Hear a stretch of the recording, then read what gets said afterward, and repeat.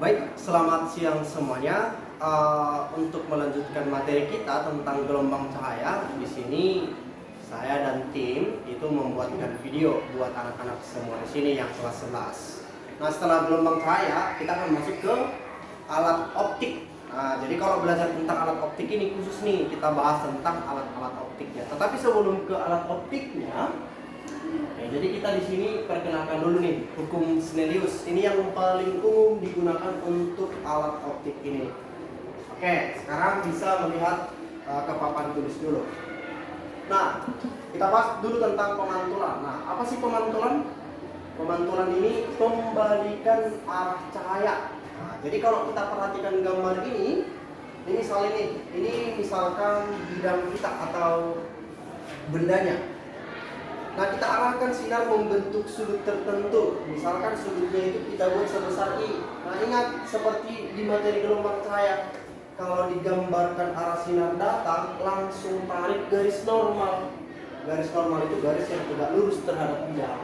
Nah, sinar datang, lalu dia akan pengertian pemantulan pembalikan. Nah, ini dibalikkan. Arah sinar datangnya ke sini, ini namanya sinar pantul. Saya simbolkan dia dengan SP, sinar pantul.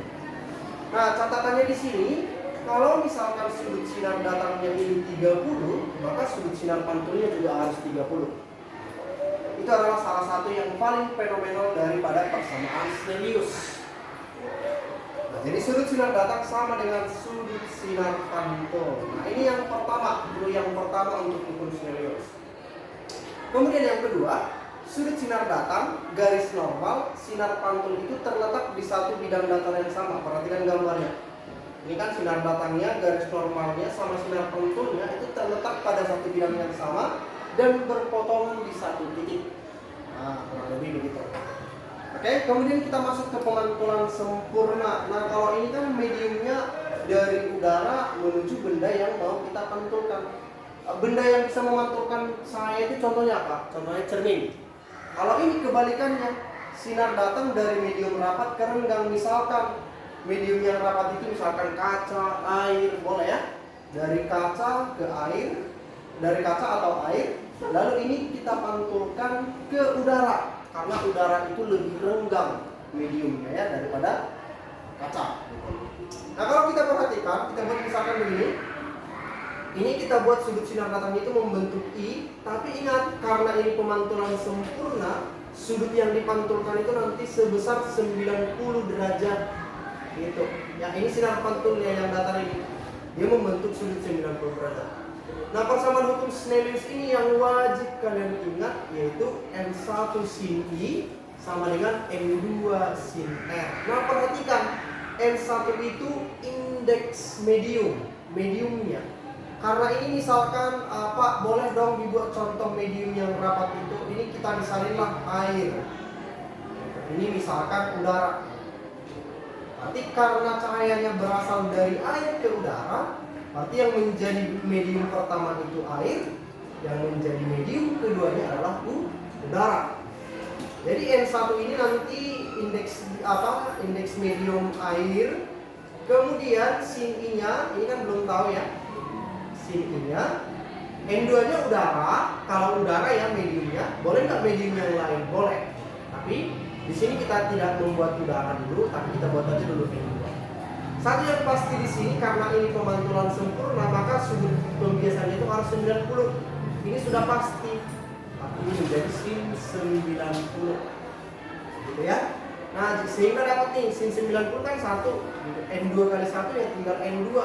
Jadi kalau mau dicari besar sudut sinar datangnya ketika misalkan datang cahayanya dari medium yang lebih rapat ke renggang, maka tinggal kita bandingkan aja indeks bias medium yang kedua, kita bandingkan aja dengan indeks bias medium awalnya. Nah, misalkan bendanya dari air ke udara, ya udah berarti indeks udaranya 1, airnya nanti ya tinggal berapa diketahui di dalam. Paling itu saja untuk pemantulan sempurna.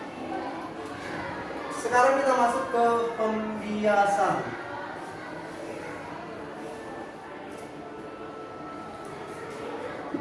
Oke. Nah, pembiasan ini pembelokan arah cahaya. Pembelokan arah cahaya.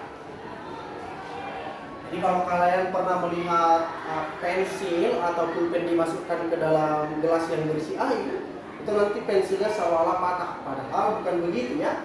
Cahayanya yang berbelok. Kenapa bisa berbelok? Karena dia memasuki dua medium yang berbeda.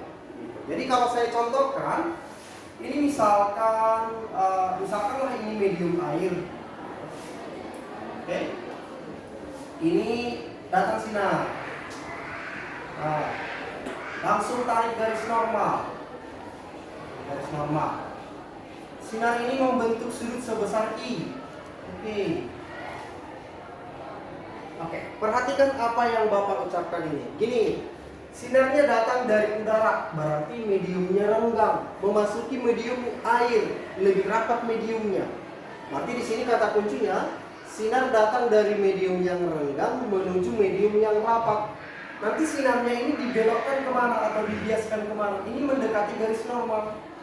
Nah, ini sinar biasmu. Ini namanya R. Kita buat sudutnya itu sebesar R. Seharusnya pembelokan sinarnya kan begini kan? Nah, seharusnya pembelokan sinarnya begitu. Tapi karena ada perbedaan medium, ini nggak diluruskan begini. Nah, dibelokkan cahayanya. Nah, fenomena yang mungkin sering itu biasanya orang pesisir itu menangkap ikan itu pakai panah. Jadi kalau orang pesisir menangkap ikan itu pakai panah, itu nggak boleh panahnya itu lurus begini ke air, nggak boleh. Misalkan mereka melihat ikan di sini kan, nggak boleh ke arah ikan itu mereka buat. Harus lebih kecil arah ininya, sudut ininya, sudut biasnya. Nah, lagi-lagi di sini berlaku hukum Snellius ya. Hukum Snellius. Nah, apa itu hukum Snellius? N1 sin I sama dengan N2 sin R. Gitu ya. Jadi kalau mau dibuat, berarti sin I dibagi sin R sama dengan N2 per N1. Indeks bias medium yang kedua dibagi dengan indeks bias medium yang pertama. Nah, di sini arah cahaya ini ada perbedaan kecepatannya. Jadi kalau di ruang hampa, cahaya ini kecepatannya sebesar 3 dikali 10 pangkat 8 meter per sekon. Cepat ya.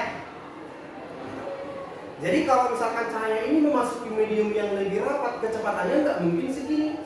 3 kali 10 pangkat 8. Pasti lebih kecil dari 3 kali 10 pangkat 8. Jadi perbedaan kecepatan ketika memasuki dua indeks medium yang berbeda, itulah yang dikatakan sebagai indeks bias mutlak. Jadi kalau dituliskan persamaannya indeks bias mutlak ini, N sama dengan C dibagi V.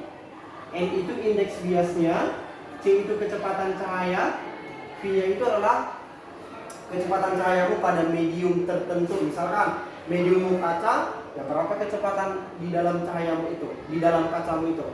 Kemudian kalau mediummu air, misalkan kecepatan cahaya di dalam medium airnya berapa. Tinggal kita bandingkan saja. Nah, berarti ada korelasi antara persamaan ini dengan ini. Berarti indeks bias medium ini ada hubungannya dengan kecepatan. Kalau kita buat ini N dan V itu kan berbanding terbalik ya. Ini N dan V berbanding terbalik. Perhatikan persamaannya. Berarti kalau N2 di sini, berarti di sini jadi V1. Ini V2. Oke. Cahaya itu punya panjang gelombang. Ini udah kita pelajari nih di gelombang cahaya. Apa persamaan gelombang cahaya? V sama dengan lambda kali frekuensi. Gitu ya. Ini nggak usah saya tuliskan keterangannya apa, tapi ingat V itu kecepatan.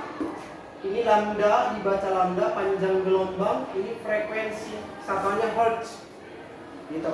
Lihat antara V dan lambda ini berbanding lurus. Berarti kalau V1 di sini, berarti di sini juga harus lambda 1. Kalau V2 di sini, berarti di sini lambda 2.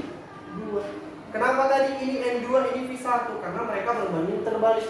Paling itu saja. Ya, jadi ini persamaannya. Nah, untuk contoh soalnya nanti kita bahas di kelas kalian. Jadi pahami dulu nih materinya, baru kita masuk ke contoh soal. Nah, yang biasa kita amati nanti yang pertama itu ada pembiasan pada plan paralel.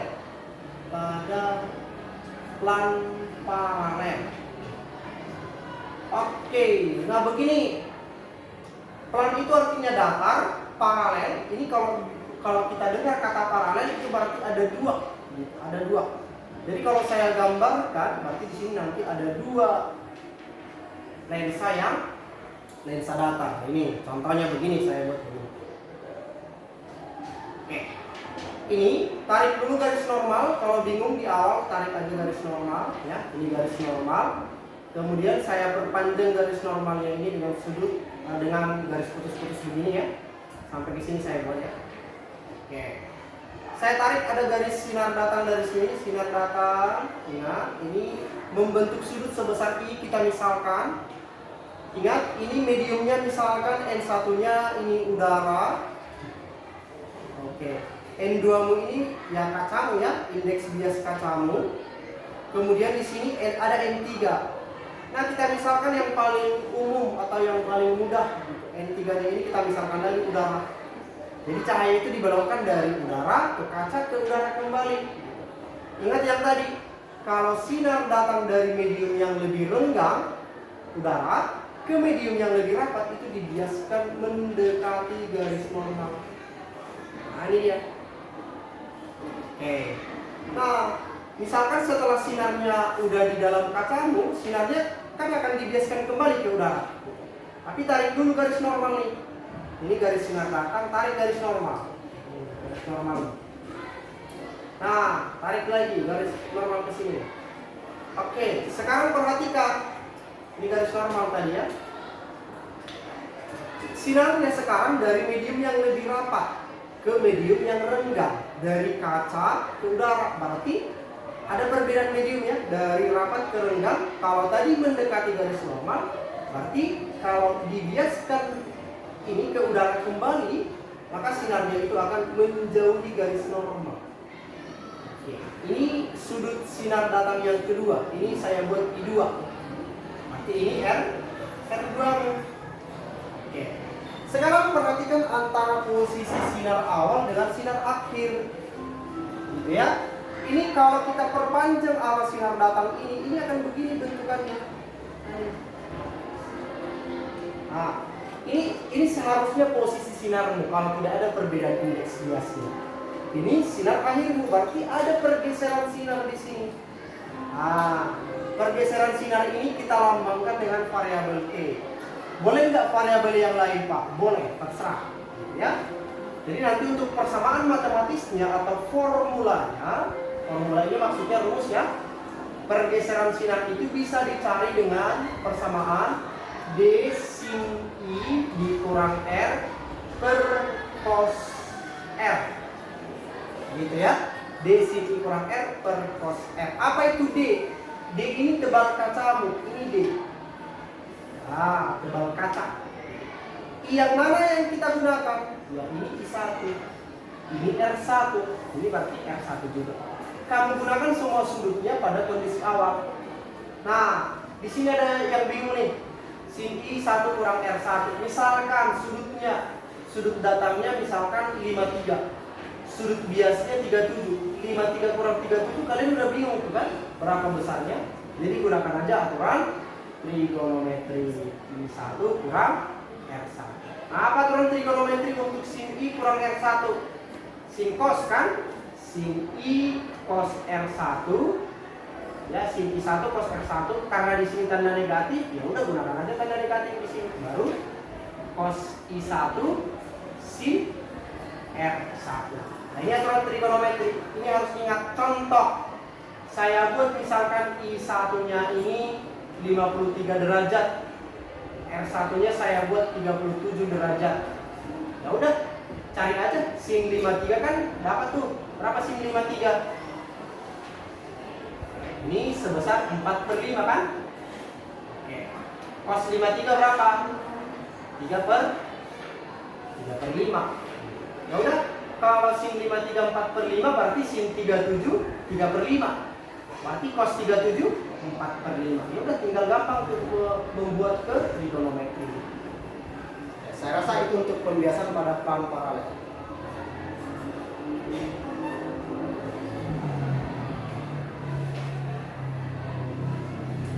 Oke, sekarang kita masuk ke pembiasan pada prisma.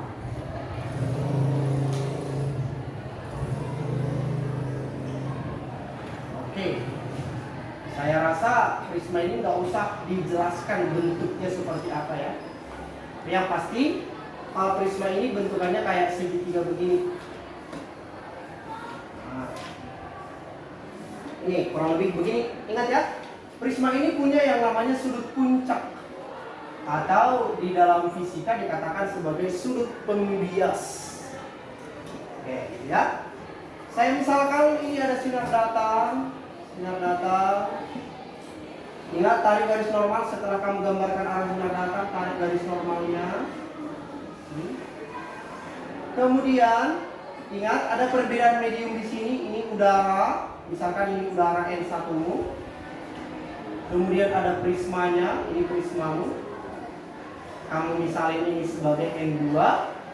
Kan dibiaskan lagi nanti ke udara kembali. Jadi udara di sini ini kita misalin juga sebagai N3. Udara ini lebih rendah daripada prisma. Seharusnya sinarnya ini kalau tidak ada perbedaan indeks biasnya, ini sinar minyak akan maju begini kan? Tapi karena ada perbedaan indeks biasnya, tarik dulu garis normalnya nih. Karena ada perbedaan indeks bias, sinar itu dibiaskan mendekati garis normal. Lihat ini normalnya. Tapi sinarnya begini. Nah, itu dia. Kemudian ini kita misalin sebagai I1, sudut sinar datang yang pertama. Ini kita misalin sebagai R1. Nah, sinarnya ini akan dibiaskan kembali ke udara.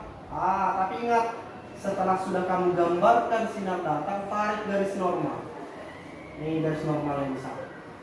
Kalau tidak ada perbedaan indeks bias, ini sinarnya ini akan maju begini, akan diteruskan begini. Tapi karena ada perbedaan indeks bias dari rapat sekarang ke renggang, maka sinar biasnya itu nanti menjauhi garis normal. Ini normalnya tarik nih. Jadi kalau saya tarik ini lihat ini tadi saya tarik sinar datang yang pertama ini saya tarik, ini dia akhirnya. Kemudian sinar bias yang terakhir ini saya tarik, maka ini akan bentukannya seperti ini. Jadi nanti perpotongan perpanjangan sinar datang yang ini dengan sinar bias yang ini kan perpanjangan, itulah namanya sudut deviasi.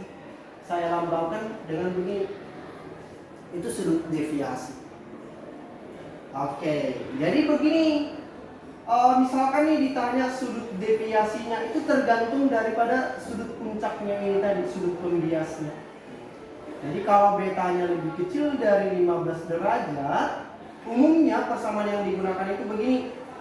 Deviasi minimum sama dengan NP per NM dikurang 1 dikali sudut puncaknya atau sudut pembiasnya. NP itu indeks bias prisma, NM itu indeks bias mediumnya, baru kurang 1 kali beta. Medium itu misalkan dari udara, air, boleh ya.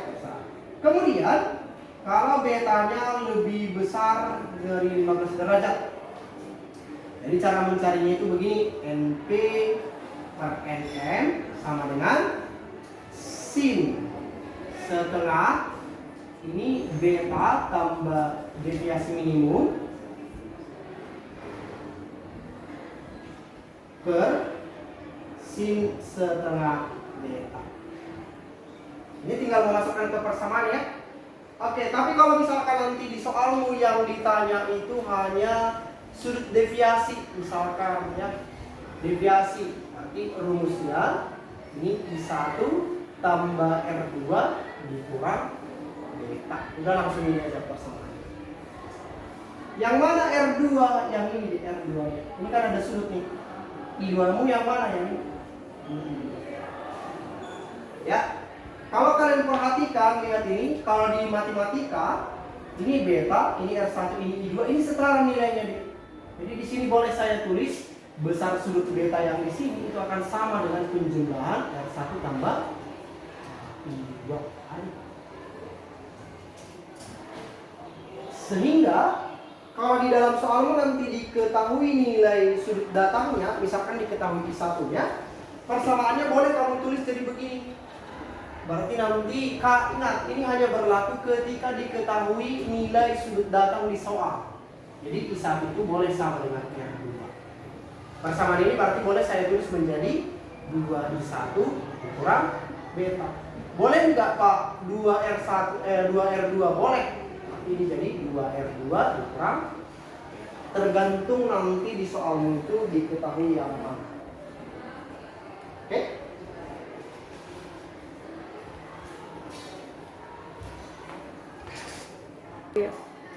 Oke, sekarang kita lanjut ini ke alat optik yang paling sederhana nih, yang sering kita jumpai dalam kehidupan sehari-hari. Yang pertama itu cermin datar, ya. Oke, untuk cermin datar ini, saya contohkan begini saja gambarnya. Nanti dari gambar ini bisa kalian amati apa sifatnya. Gambar sembarang sinar gitu. Sembarang sinar itu arahnya harus menuju cermin. Ini cerminmu misalkan. Oke. Nah, misalkan saya gambar sinarnya begini. Nah, ini sinar datangnya. Sesuai hukum Snellius, kalau ada sinar datang maka ada sinar pantul. Berarti sinar pantulnya nanti sekitar di sini kan? Ini sinar pantulnya. Ingat, menggambarkan itu harus pakai minimal 2 sinar gitu. Atau sekarang gambar lagi, Pak, saya tarik sinarnya dari kakinya, boleh nggak? Boleh. Misalkan ini. Berarti sinarnya ini kan? Oke, sekarang tarik garis normal. Ini garis normal. Sinar pantulnya yang mana? Yang ini sinar pantulnya. Ingat, sudutnya harus sama dengan sudut yang ini ya. Sekarang tarik perpotongan perpanjangan garisnya. Tarik. Ini juga tarik. Nah. Sekarang kalau kita lihat, ini tarik lagi ya yang tadi yang ini.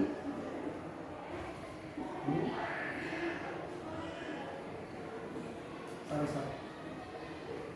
Ini lihat nih, sinarnya kan berpotongan di sini. Lihat tuh, ini sinarnya berpotongan di sini, maka nanti bayangannya akan terbentuk di sini. Nah, ini bayangannya. Oke. Sekarang lihat, ini kalau kalian bercermin sudah pasti di depan cermin, nggak mungkin kalian bercermin di belakangnya kan? Nah sekarang lihat ini bayangannya di belakang cermin, berarti karena bayangan di belakang cermin maka sifatnya sudah pasti maya. Maya itu biasanya berpasangan dengan tegak dan sama besar. Ini kalau untuk cermin datar. Ini kalau terjadi di belakang cermin. Oke. Misalkan nih kalian bercermin gitu. Tinggi kalian 180 cm misalnya. Jadi butuh berapa tinggi cermin yang kalian butuhkan supaya badan kalian itu bisa teramati semua. Jadi cermin yang kalian butuhkan, kalau misalkan ini mau kalian amati seluruh panjang tubuh kalian, panjang cerminnya itu harus setengah dari badan kalian. Ini misalkan nih tinggi saya misalkan 160 cm, maka panjang cermin yang saya butuhkan minimal untuk dapat melihat seluruh badan saya itu harus setengah dari tinggi badan saya. Berarti yang saya butuhkan hanya 80 cm saja untuk cermin datar. Oke. Sekarang untuk yang kedua itu ada cermin cekung. Cermin cekung ini termasuk bagian dari cermin lengkung. Jadi saya contohkan begini. Cermin cekung itu seperti ini ya. Ini saya buat sinar ini.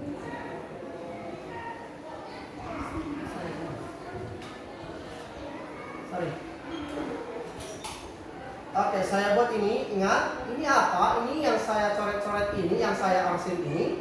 ini di belakang ini ya, ini saya buat di belakang, ini menunjukkan bahwasannya dia itu adalah cermin cekung.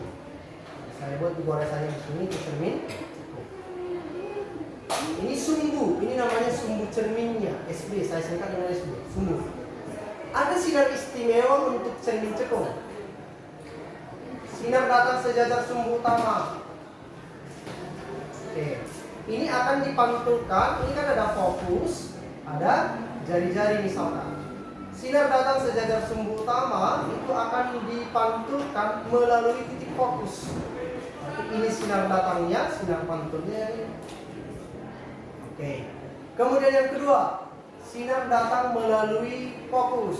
Ini akan dipantulkan sejajar sumbu utama.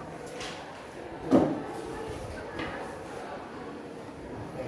Yang ketiga, sinar melalui pusat kelengkungan. Pusat kelengkungan itu namanya R, jari-jarinya ini. Ya. Sinar datang melalui pusat kelengkungan ini akan dipantulkan berimpit dengan arah sinar datang. Beberapa buku membuat ini diteruskan. Nah, tidak boleh ya, tidak diteruskan, tapi tetap dipantulkan, hanya saja sinar pantulan itu berimpit dengan arah jalannya sinar datang. Oke, itu untuk cermin cekung. Jadi saya tulis di sini ya. Sinar istimewa yang pertama, ini sinar datang sejajar sumbu utama. Sumbu utama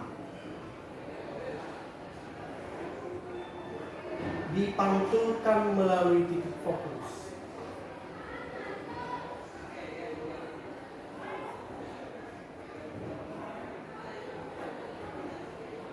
Yang kedua, sinar datang menuju fokus.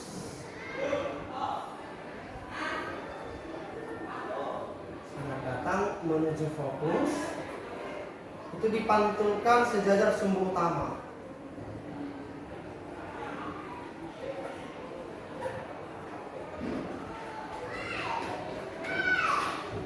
Kemudian sinar datang melalui pusat kelengkungan. Sinar datang melalui pusat kelengkungan. Itu saya buat aja di sini, bahasanya diteruskan ya. Tapi konsep yang benarnya bukan diteruskan, tetap dipantulkan, hanya saja berimpit dengan arah jalannya cermin sinar datang. Nah, sekarang perhatikan yang ini. Cermin cekung ini kalau kalian perhatikan kan ini depan cermin, ini depannya, ini belakang cermin. Ini fokusnya di depan cermin. Berarti kalau fokus di depan cermin itu fokusnya bernilai negatif, bernilai positif, sorry. Sehingga nanti formula yang kita pakai 1/F sama dengan 1/S ditambah 1/S aksen. Ya. Kemudian di sini saya buat F itu fokusnya positif untuk cermin cekung. Kemudian R itu besar jari-jari kelengkungan cermin itu 2 kali fokusnya. Ya. Oke, ini persamaan yang kita gunakan. Nah, apa itu F? F itu jarak fokus. S itu jarak benda yang ada kayak pangkat, ini namanya dibaca aksen. Ya, ini jarak bayangan. Satannya apa Pak? Fleksibel, boleh sentimeter, boleh meter, itu tergantung nanti soalnya, gitu ya. Oke, sekarang kita masuk ke cermin cembung.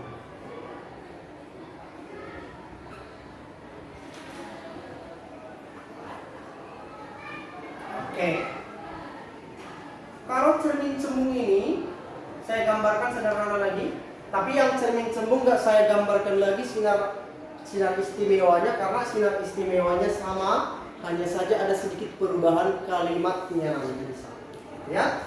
Kalau di cermin cembung ini saya tulis, ini saya arsir, ini di sininya di bagian kelengkungannya. Oke, lihat ini kalau saya arsir di bagian ininya tadi, yang ini belakangnya, berarti ini belakang cermin. Nah, ini belakang cermin. Depannya yang mana? Depannya yang ini.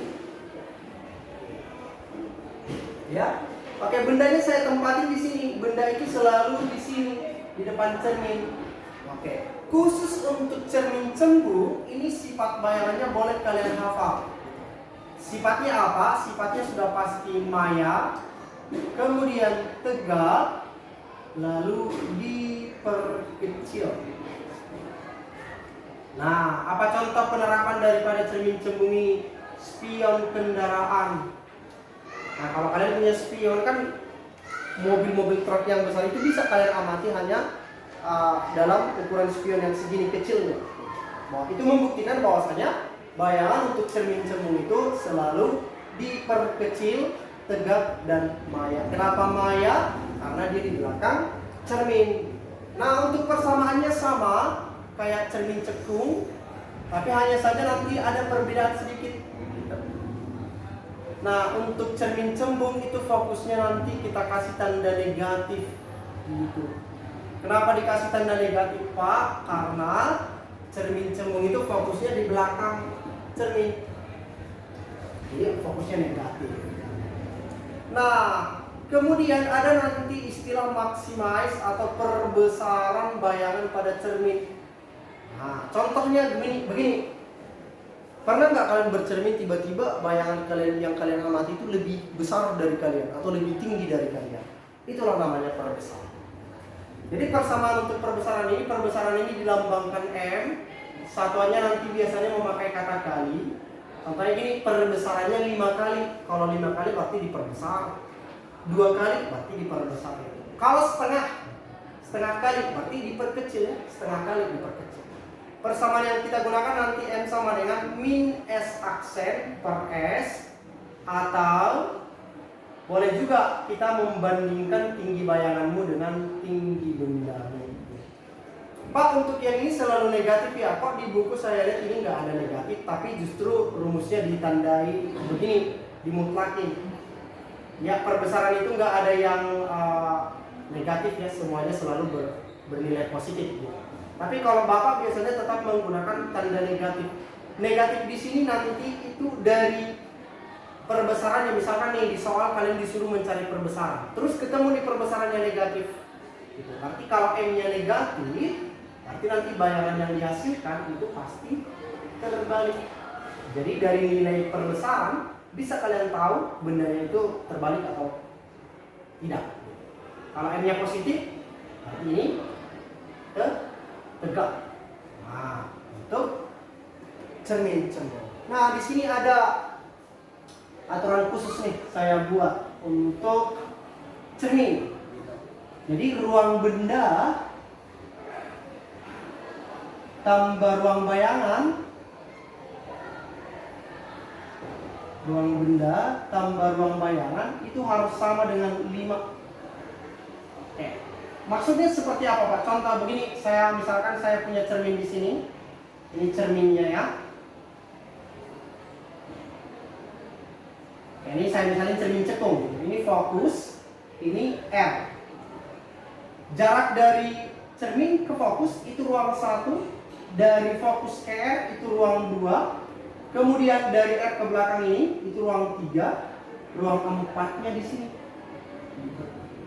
Jadi kalau misalkan bendanya saya letakin di ruang 2 di sini, bayangannya pasti di ruang 3 ini. Kalau bendanya saya letakin di ruang 1, berarti bayangannya di ruang 4 yang ini. Nah, itu maksudnya. Kemudian clue yang kedua, itu ruang bayangan lebih besar daripada ruang benda, maka sudah pasti benda itu diperbesar.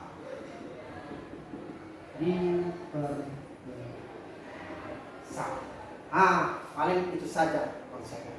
Jadi contohnya begini. Sebuah cermin berjarak fokus 10 cm. Berarti kalau fokus cermin 10 cm, berarti jari-jari kelingkungannya pasti 20 cm. Dari mana 20, Pak? Karena kan jari-jari kelingkungan itu 2 kali fokus 20 cm. Jadi misalkan begini, hanya dengan mengetahui di mana ruang bendamu, kamu bisa menentukan ruang bayangannya. Contoh, benda saya letakkan di jarak 15 cm. Berarti S bendamu itu atau jarak bendamu itu di 15 cm. Fokusnya 10.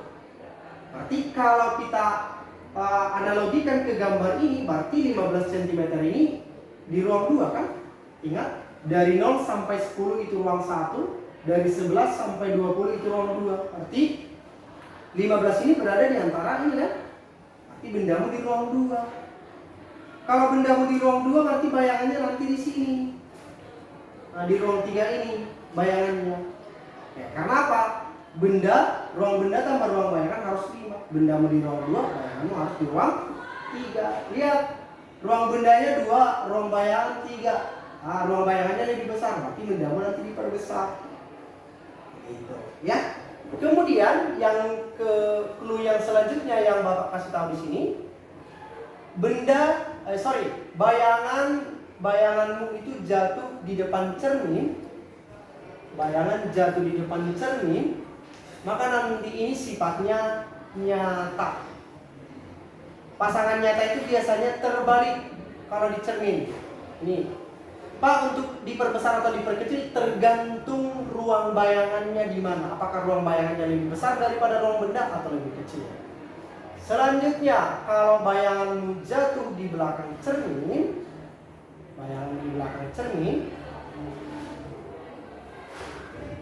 berarti ini sifatnya apa? Ya, lawan nyata apa? Maya. Maya itu pasangannya apa? Oke. Mungkin ini saja yang bisa saya sampaikan untuk cermin. Akan dilanjutkan lensa. Oke? Silakan dipelajari. Kalau ada yang tak paham, boleh ditanya kepada Bapak.